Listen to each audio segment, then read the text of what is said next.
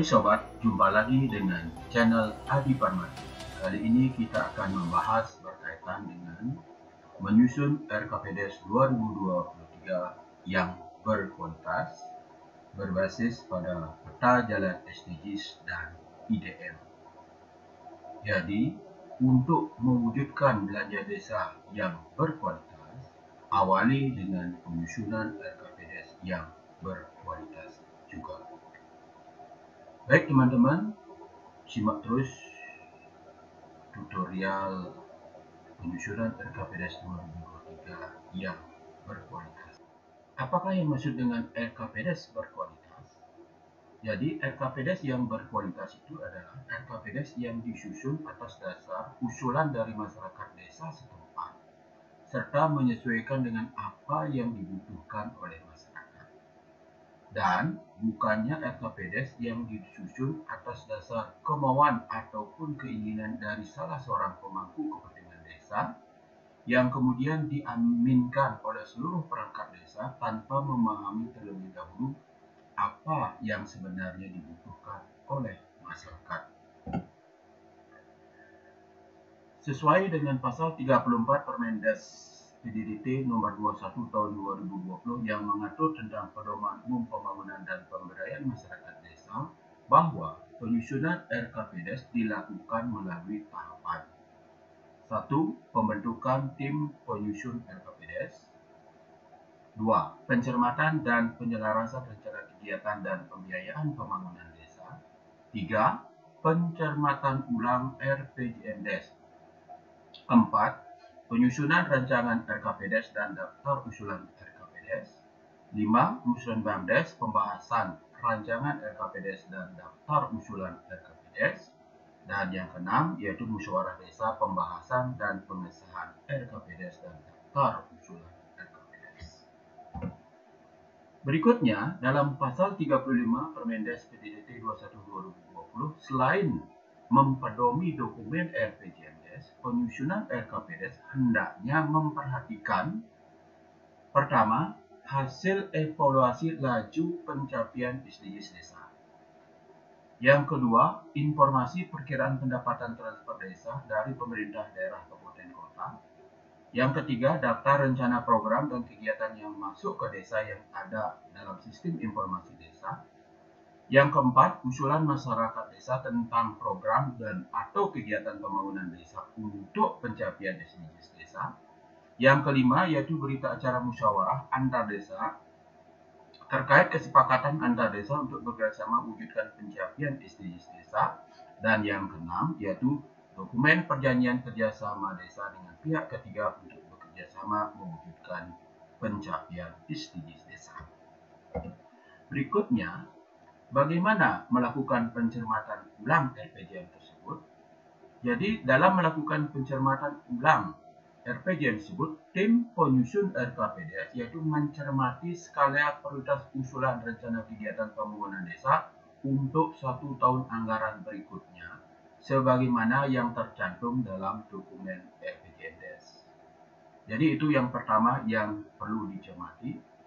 Berikutnya, tim penyusun RKPDS dalam melaksanakan pencermatan ulang RPJMDes, yaitu untuk mencermati rencana kegiatan prioritas tahun berjalan dan untuk tahun berikutnya yang ada pada RPJM, serta mencermati kesesuaian arah kebijakan umum RPJMDes dengan peta jalan SDGs desa. Rancangan RKPDS paling sedikit memuat: pertama, evaluasi pelaksanaan RKPDS tahun sebelumnya. Artinya, tim RKP harus melihat RKPDS tahun 2022 yang belum terlaksana. Yang kedua, yaitu rencana kegiatan dan rencana anggaran biaya. Ketiga, prioritas program, kegiatan dan anggaran desa yang dikelola oleh desa. Yang keempat, prioritas program, kegiatan dan anggaran desa yang dikelola melalui kerjasama antar desa dan pihak lain. Kemudian yang kelima adalah rencana program, kegiatan dan anggaran desa yang dikelola oleh desa sebagai kewenangan penugasan dari pemerintah pusat, pemerintah daerah provinsi dan pemerintah daerah kabupaten kota, serta adanya tim pelaksana kegiatan. Jadi itu paling sedikit yang terdapat dalam rancangan RKPDS. Nah, sekarang bagaimana cara kita menyusun RKPDS yang berkualitas? Jadi pada prinsipnya ada 3 hal yang perlu dipahami oleh tim penyusun dalam menyusun RKPDS yang berkualitas. Yang pertama yaitu pahami rekomendasi data desa. Data desa yang dimaksud adalah yaitu rekomendasi dari data IDM, dan yang kedua adalah rekomendasi program dari SDGs. Kemudian yang kedua yaitu kurangi ego pemangku kepentingan, dan yang ketiga gunakan format RKPDS sesuai aturan. Jadi itu 3 cara sehingga RKPDS bisa berkualitas. Nah, pertama, pahami rekomendasi data SDGs. Nah, kenapa harus data? Karena dengan data kita jadi tahu kira-kira dusun A butuh apa, dusun B butuh apa, dan dusun seterusnya butuh apa. Setelah itu barulah melakukan perankingan untuk memutuskan kira-kira dusun mana yang perlu Anda dahulukan, baik dalam pembangunan maupun pemberdayaan yang kemudian masukkan dalam dokumen RKPDS. Untuk menentukan ini semua, jadi tim perlu memahami rekomendasi data desa. Dalam hal ini rekomendasi data yang digunakan adalah data SDGs, yaitu peta jalan SDGs desa. Kemudian adalah rekomendasi IDM Kemendesa PDTT. Nah, bagaimana cara kita yaitu mendapatkan data SDGs tersebut? Jadi teman-teman yaitu bisa masuk lewat web yaitu dashboard daripada SDGs tersebut, kemudian nanti dilihat capaian skornya. Ini sebagai salah satu contoh di satu desa menunjukkan yaitu capaian keseluruhan SDGs-nya itu adalah 48,38 yaitu yang diuraikan dari desa tanpa kemiskinan capaiannya adalah N/A, dan sampai seterusnya yaitu SDGs 18 capaiannya 5235. Bagaimana mengartikan angka ini? Jadi skor 48,38 itu diperoleh dari total skor nilai pencapaian SDGs yang terisi dibagi dengan jumlah capaian SDGs yang ada. Khusus pada capaian SDGs yang masih N/A tidak dihitung menjadi pembagi nilai. Pada contoh kasus ini, perhitungannya adalah jumlah seluruh angka, yaitu dari SDGs 1 sampai SDGs 8, kecuali N/A itu dijumlahkan, sehingga total nilainya adalah 774,04, kemudian dibagi 16. Kenapa dibagi 16? Karena dari 18 capaian SDGs ini ada 2 SDGs, yaitu desa tanpa kemiskinan dan desa peduli lingkungan darat, capaiannya N/A. Sehingga itulah yang menjadi pembaginya hanya 16. Sedangkan 0 dihitung sebagai pembagi, sehingga atas data di samping ini dengan total 774,04 dibagi 16, maka akan ketemu capaian keseluruhan SDGs satu desa adalah 48,38. Berikutnya, kami hanya menjelaskan 2 capaian SDGs, yaitu pertama desa tanpa kemiskinan yang capaiannya N/A, dan desa tanpa kelaparan capaiannya 37,5.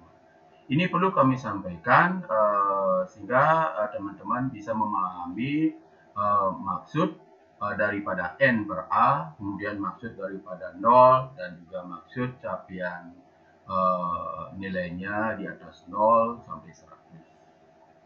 Jadi melihat dari capaian desa tanpa kemiskinan yang N/A dan desa tanpa kelaparan capaian 37,5, ini artinya skor N/A artinya tidak ada informasi atau data dalam kuesionernya kosong.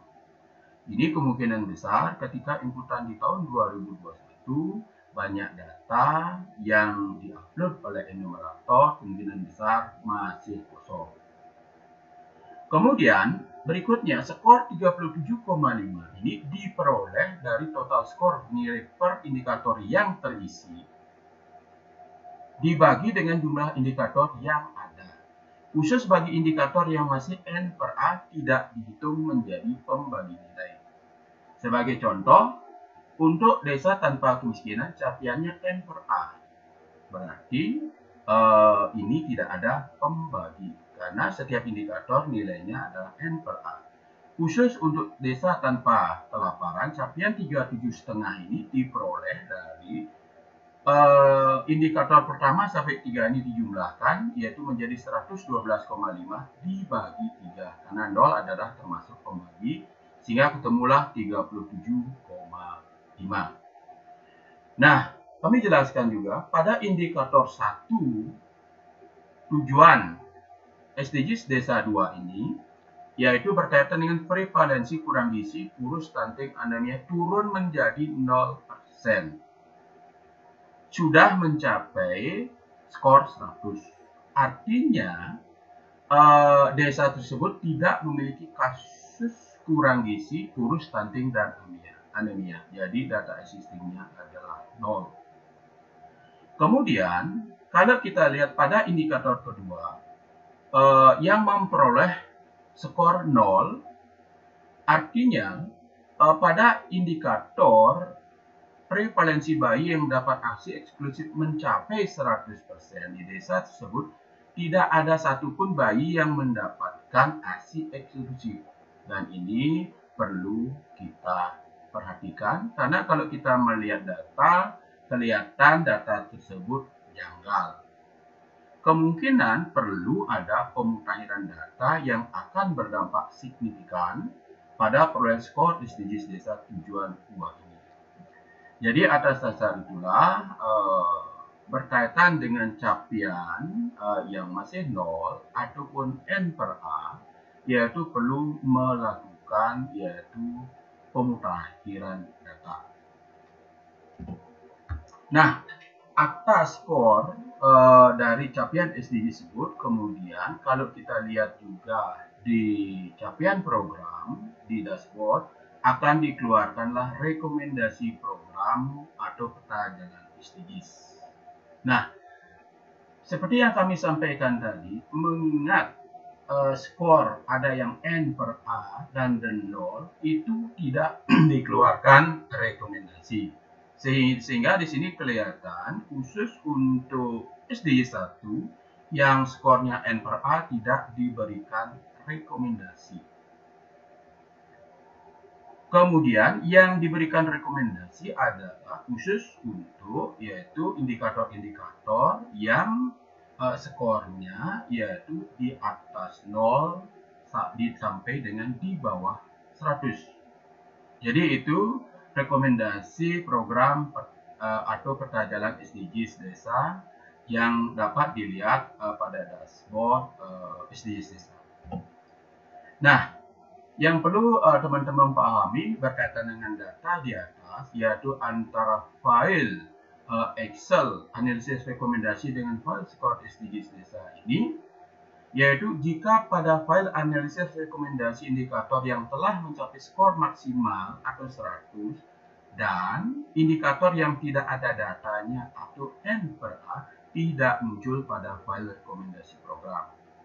Jadi seperti yang kami jelaskan tadi, bahwa yang keluar rekomendasi program yaitu berkaitan dengan capaian skornya itu di atas 0 dan di bawah 100. Nah, mengingat skor N per A yang artinya tidak ada informasi atau data dalam kuesionernya kosong, untuk itu perlu kiranya kita melakukan konsolidasi. Nah, mengingat ada beberapa kondisi objektif pencapaian SDGs Desa itu nilainya N per A, sehingga dalam rekomendasi program dari dashboard SDGs itu tidak dikeluarkan rekomendasi program.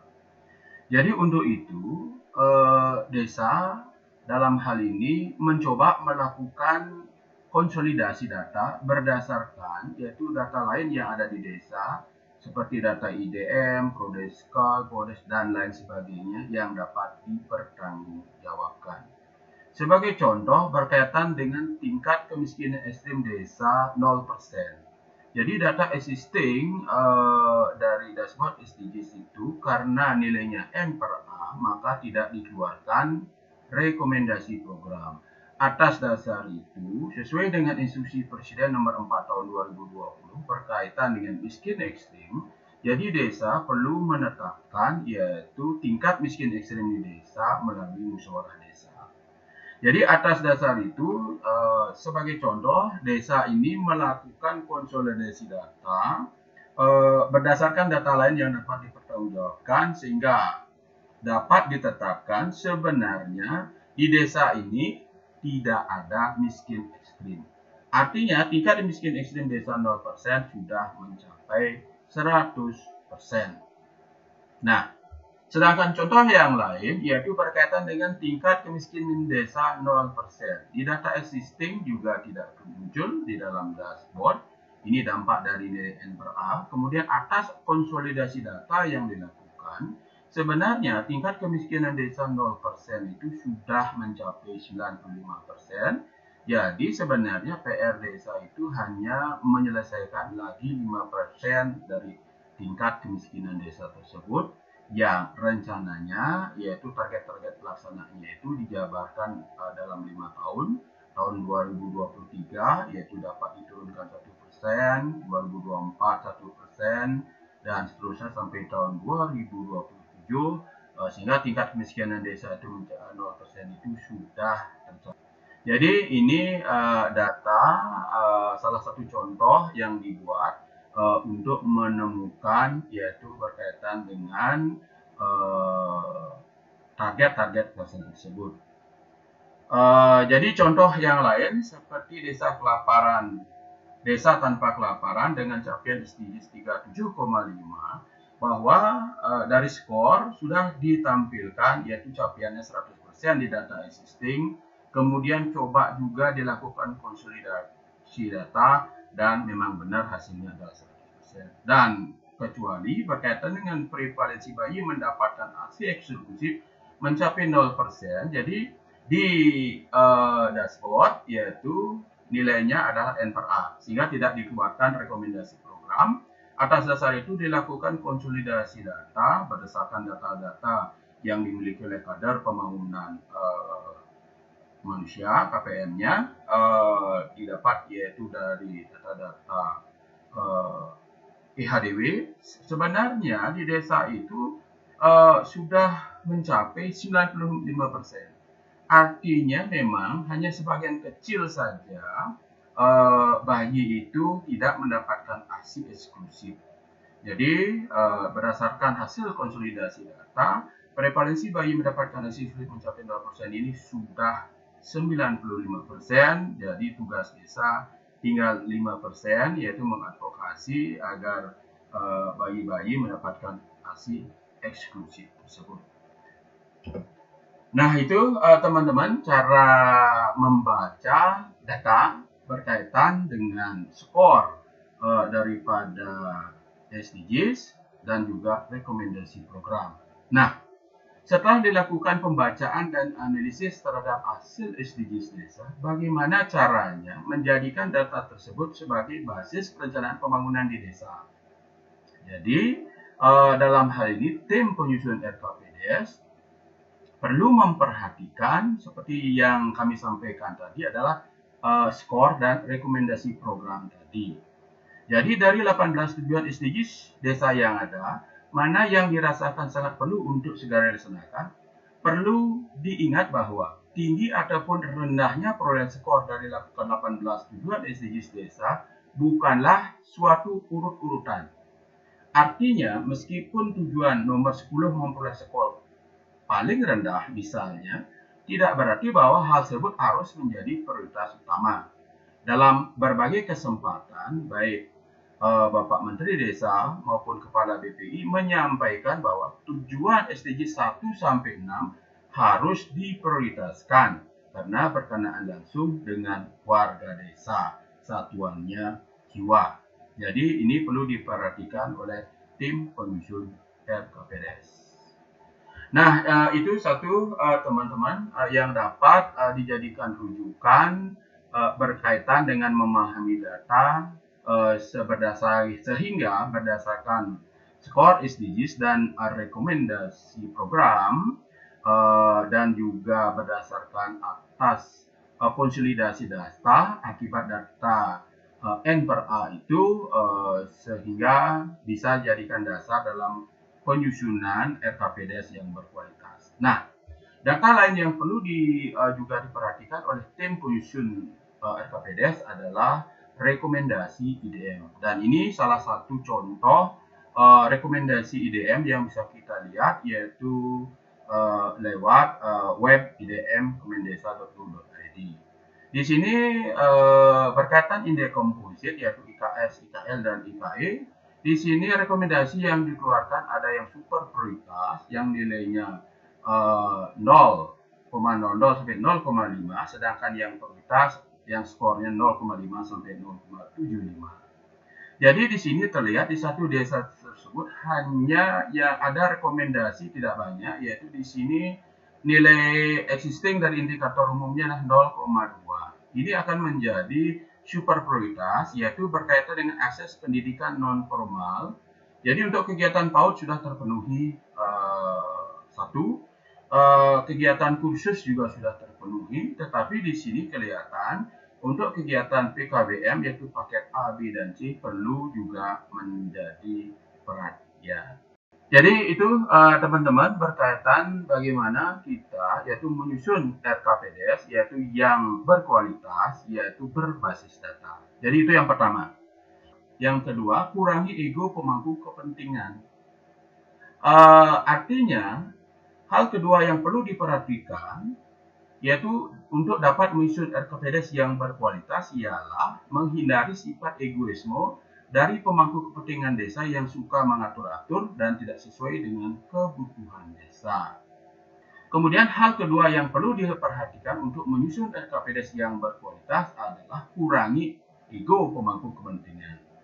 Artinya, yang perlu dilakukan untuk dapat menyusun RKPDS yang berkualitas ialah menghindari sifat egoisme dari pemangku kepentingan desa yang suka mengatur-atur dan tidak sesuai dengan kebutuhan desa yang hasilnya akan tidak baik. Jadi untuk itu yang perlu didiskusikan nanti adalah data. Sehingga berdasarkan data SDGs dan IDM kita akan mendapatkan RKPDS yang berkualitas. Kemudian yang ketiga yang perlu diperhatikan oleh tim penyusun RKPDS adalah menggunakan format RKPDS sesuai aturan. Jadi sesuai dengan Peraturan Menteri Desa Pembangunan Daerah Tertinggal dan Transmigrasi Republik Indonesia Nomor 21 Tahun 2020 tentang Pedoman Umum Pembangunan Desa dan Pemberdayaan Masyarakat Desa. Jadi format-format RKPDS yang digunakan adalah lampiran 4 yaitu berkait format rancangan RKPDS, kemudian lampiran 5 format data dan informasi tentang rencana pembangunan desa, dan lampiran 6 yaitu di poin A, B, C, dan D. Jadi mulai sekarang kurangilah copy paste dan mulai berdikari untuk membuat dan menyusun format sesuai apa yang tertuang dalam aturan sehingga RKPDS desa lebih berkualitas. Jadi untuk itu tim penyusun yaitu tidak perlu ketergantungan desa-desa yang itu teman-teman yang dapat kami sampaikan bagaimana menyusun yaitu RKPDS yang berkualitas. Terima kasih.